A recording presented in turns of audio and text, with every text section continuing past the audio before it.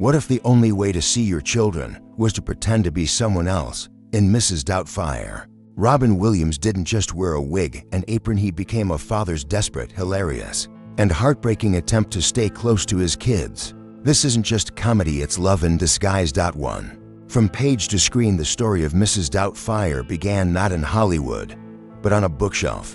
In 1987, British author and fine published Alias Madame Doubtfire, a darkly humorous tale about divorce, disguise, and the lengths a parent would go to remain part of their children's lives.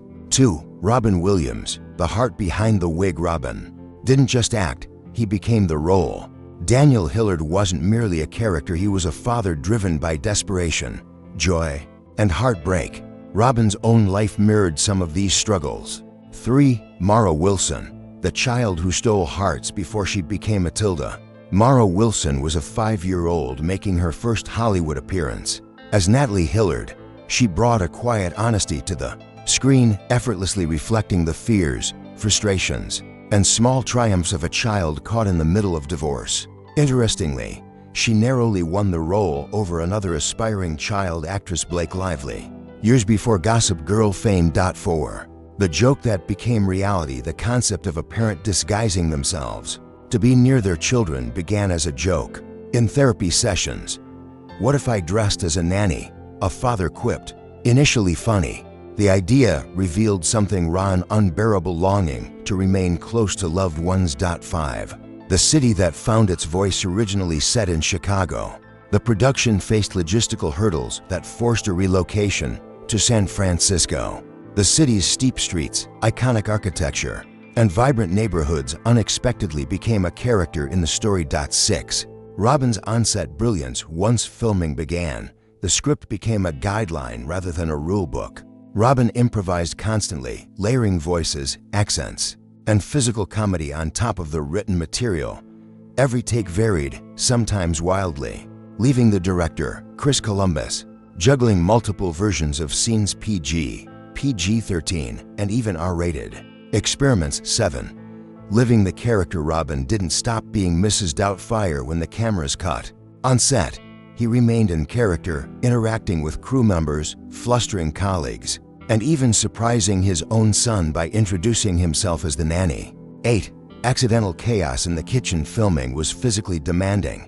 The latex makeup, prosthetics, and full-body suit trapped heat, making the kitchen scenes almost unbearable. One day, a small fire ignited on Robin's chest and face during a scene.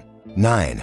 The musical rebirth. Nearly 3 decades later, Mrs. Doubtfire found new life. On stage, the 2019 Seattle premiere of Mrs. Doubtfire, the musical starred Rob McClure as Daniel and the titular nanny. Despite pandemic shutdowns, the show eventually reached Broadway in 2021, earning critical acclaim. McClure wasn't imitating Robin Williams. He honored the legacy while injecting his own emotional nuance. 10. The marathon of makeup. Becoming Mrs. Doubtfire was an endurance test. Robin endured over 4 hours in the makeup chair daily. Layers of latex, wigs, dentures, contacts, and bodysuits were suffocating, yet he moved, acted, and improvised through it all. Makeup artists often joked that he emoted the prosthetics right off his face, as he exaggerated expressions beyond the limits of the mask. 11. The makeover madness. The iconic makeover scene, set to Aerosmith's "Dude Looks Like a Lady," was deceptively complex. On screen, it's just a few minutes of quick cuts and costume changes, but behind the camera, each wig, nose, and hairpiece had to be meticulously crafted from scratch. 12. Supporting cast in the spotlight. Lisa Jacob, who played Lydia Hillard, was only 14 during filming. Balancing the demands of a high-profile movie and high school proved impossible, and she was eventually expelled for repeated absences. Robin intervened, writing a heartfelt letter to her school, praising her talent and professionalism. Though the school didn't reinstate her, the gesture remained a defining example of Robin's kindness. 13. Studios skeptical of the concept. Even with Robin Williams attached, executives worried about the premise.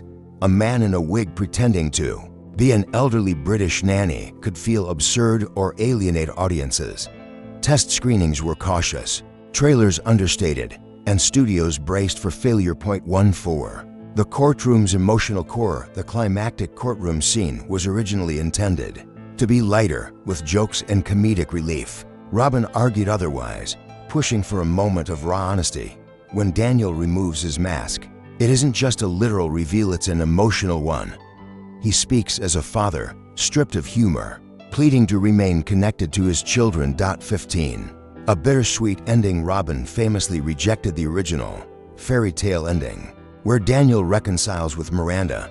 Instead, the final cut depicts co-parenting, mutual respect, and acceptance that love sometimes doesn't return the way you hope. 16. Box office surprise. Despite modest expectations, the film was a juggernaut. On a $25 million budget, it grossed over $440 million worldwide, outperforming films like The Fugitive, Schindler's List, and Sleepless in Seattle.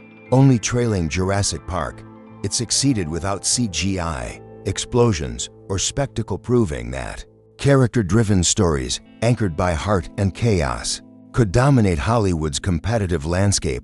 17. Robin's empathy and research. Robin approached the role with uncommon sensitivity.